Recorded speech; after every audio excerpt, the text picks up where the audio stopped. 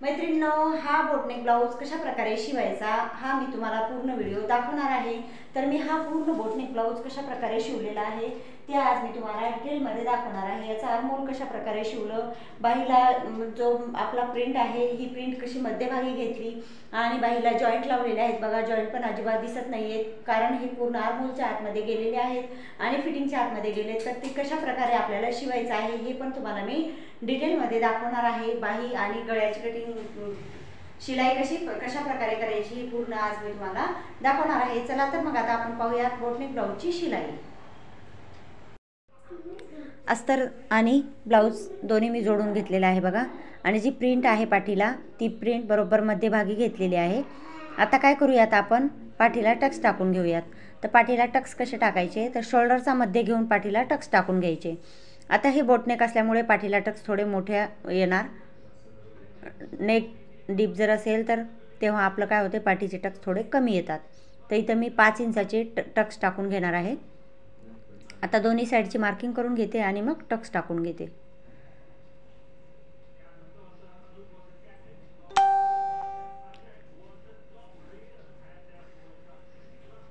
आता खाली अर्ध्या इंचाच्या मार्किंगनुसार आपण हे टक्स टाकून घेणार आहोत। आता दुसरा टक्सही तसाच टाकून घ्यायचा आहे आपल्याला।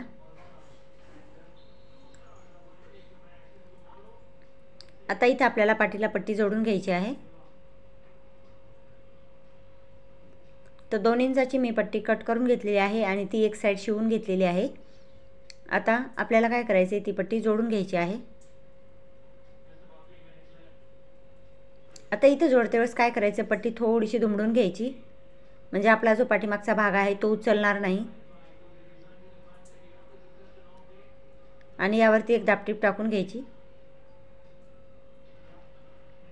आता दाबटीप टाकल्यानंतर ही पट्टी आपण खालच्या साईडला फोल्ड करून घेणार आहोत। तर फोल्ड करते वेळेस मी काय केलेलं आहे, पहिले 5 नंबरची टिप मारून घेतलेली आहे कारण इथं हात शिलाई करून घ्यायची आहे आपल्याला पाठीला। त्यामुळे 5 नंबरची टिप मारून घ्यायची म्हणजे उसवायला सोपं जातं। आता हा पाठीमागचा भाग आपला तयार झालेला आहे। आता वरती आपल्याला पट्टी जोडायची, ते नंतर शोल्डर जोडल्यानंतर जोडून घेऊयात आपण गळ्याला। आता इथं प्रिन्सेस कट आपण पूर्ण शिवून घेऊयात। आता मी हे जोडून घेतलेले आहेत भाग। आता इथं काय करायचं, आपल्याला हुकपट्टी आणि आय हुकपट्टी जोडून घ्यायची आहे। तर इथं मी हुकपट्टी जोडत आहे कारण कस्टमरला या साईडलाच हुकपट्टी पाहिजे आहे, त्यामुळे मग या साईडला मी पट्टी जोडून घेतलेली आहे। आता खालच्या साईडला आपल्याला एक पट्टी जोडून घ्यायची आहे। जो प्रिन्सेस कटचा भाग आहे त्याच्या खालच्या साईडला आपल्याला ही पट्टी जोडायची असते। अशाच प्रकारे मी दुसराही भाग तयार केलेला आहे, तोही तुम्हाला दाखवते मी तुम्हाला। आता ही पट्टी खालच्या साईडला दुमडून घ्यायची। इथं हात शिलाई करायची असेल तर 5 नंबरची टिप मारून घ्यायची। हात शिलाई जर केली तर खूप सुंदर दिसतो हा ब्लाऊज आणि फिनिशिंग पण छान येते। आता दोन्ही भाग आपले शिवून झालेले आहेत तर ते मी जोडून घेते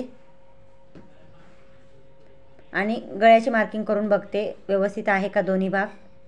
कमी जास्त असतील तर मग ते आपल्याला कट करून व्यवस्थित करायचे असतात। त्यानंतर आता आपल्याला इथं शोल्डर जोडायचा आहे।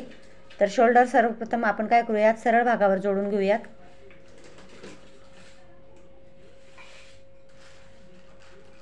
त्यानंतर आता हे भाग आपण उलट करून मग जोडून घेऊयात। एकदा दोन्ही भाग एकसारखे आहेत का बघून घ्यायचे आणि उरलेला भाग वरती जोडून व्यवस्थित सरळ दोन्ही भाग करून घ्यायचे।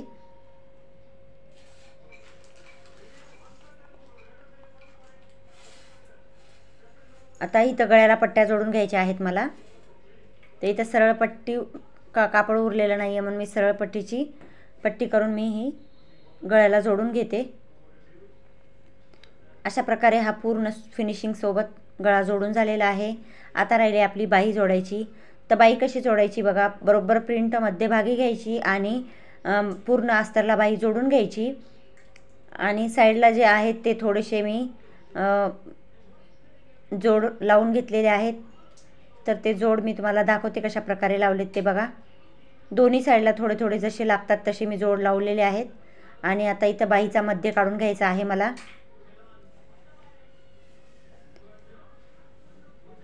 आता ही बाहीचा मध्य काढलाय। आता याला आपल्याला काय करायचं आहे, छोटासा पॉइंट काढून घ्यायचा आणि मग शोल्डरला जोडून घ्यायचा आहे।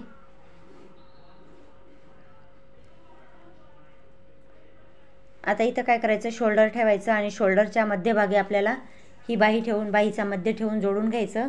म्हणजे ती जी प्रिंट आहे ती प्रिंट बरोबर मध्यभागी आली पाहिजे.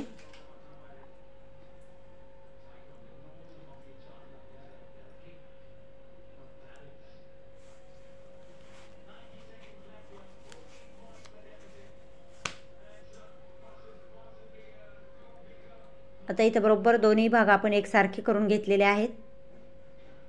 आता ही उलट साईड करून मी दुसरा भाग जोडून घेते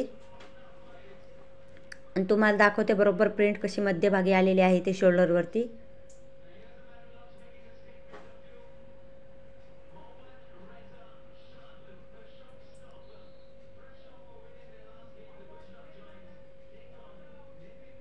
बघा ही प्रिंट अशा प्रकारे मी जोडून घेतली. आता फिटिंग करायची आहे आपल्याला. तर पहिले मी काय करते, फिनिशिंग लाईन घेत असते सरळ कापडावर.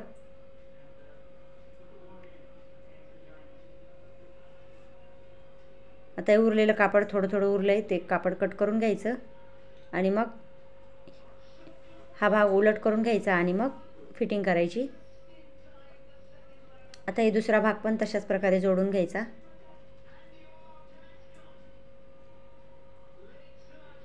दोन्ही भाग जोडल्यानंतर आता हे उलट करून घ्यायचे आणि मार्किंग करून घ्यायची.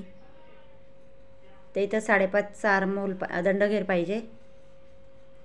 बरोबर 5.5 घेतली मी.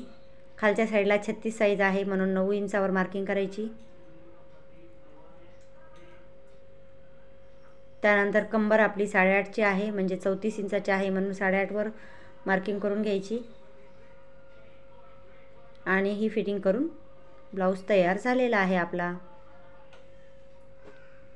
सेम अशीच फिटिंग आपण दुसऱ्या साईडनं पण करणार आहोत आणि हा ब्लाऊज आपला तयार झालेला आहे. आवडला असेल तर लाईक करा. तसेच नवीन असतील तर चॅनलला सबस्क्राईब करायला विसरू नका.